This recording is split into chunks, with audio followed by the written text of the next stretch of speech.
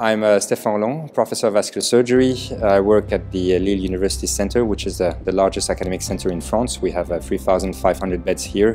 It's a tertiary referral center working 24/7. Today we need to plan an endograft for this second stage repair for this patient and to check for the various center lines that the 3D workstation will automatically generate. I can actually edit the center line to perfectly design an endograft that will match the patient's anatomy. I need to nicely localize the various target vessel that will require fenestration. The system automatically locates the origin of the target vessel with those yellow arrows. And so I can actually position this ruler and then automatically I will know the distance. And also, using this clock position tool, I can locate the origin of each target vessel. I actually have very quickly, very easily, all the information required to design this fenestrated endograft. And you can see that we have the origin of each target vessel that is nicely visualized by a circle. Then I can find the best working position to access this target vessel. I can also position landing positions for my endograft, proximal, distal landing position. The final step is to prepare the fusion mask for the procedure. So the day of the procedure, I will just select the patient's data, all the information required for the fusion model and all the working position that I have actually pre-selected while doing the planning of the endograft and the planning of the fusion registration. Today we are performing a complex endovascular repair in a 73-year-old patient that is considered at high risk for open repair. So we've decided to treat this patient in a stage fashion. He, a couple of weeks ago, underwent a EVAR repair to exclude his proximal descending thoracic aorta. And today we're going to do a fenestrated repair of the thoracoabdominal segment.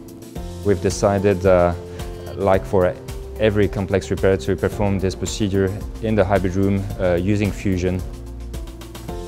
And so we're going to switch from the open mode to the endo mode.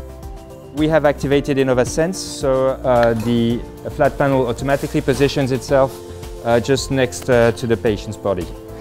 The first step of the procedure is going to register the pre-op CT on top of the fluoro image to use the fusion application. So I'm going to first shoot an AP fluoro that I'm going to store. I'm going to switch to a lateral view, and I'm going to again shoot a simple single fluoro shot and then save it. Now I'm in the bi-view mode and I can do translation, do rotation. So once I'm happy, I just validate my registration from table side and I switch from the bone mask to the arterial mask. And you can see the origin of all target vessel are nicely visualized, and also the landing zone of my various aortic endografts. I can switch to a contour mode where I only see the outline of the vessel, and so I can clearly see my catheters and wires inside the aortic lumen. Without any fluoro, we're going to position the table and the gantry.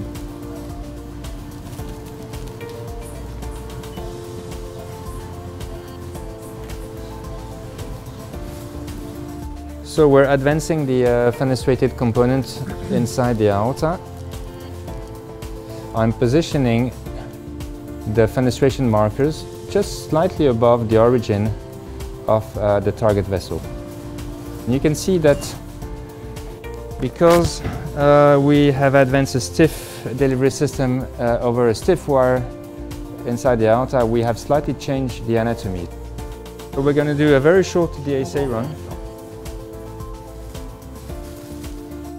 And from table side, I'm going to fine-tune my fusion mask. And this actually looks pretty good now.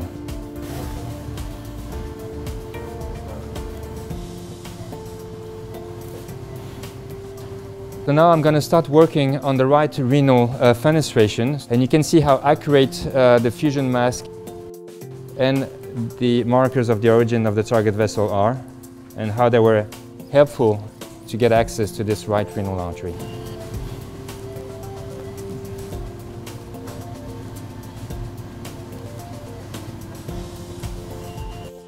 We're going to use now the digital zoom, and this is virtual magnification, so it doesn't increase the radiation.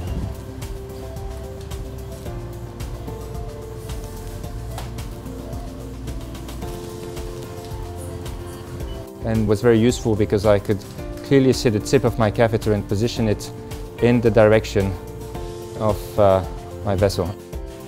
We are going to position the Gantry table in the preset SMA position.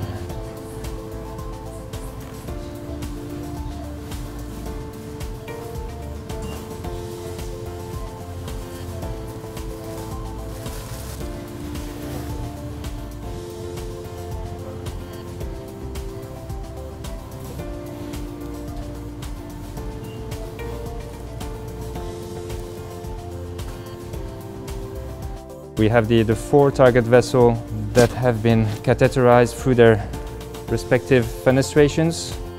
You're going to see the endograft will pop open from top to bottom.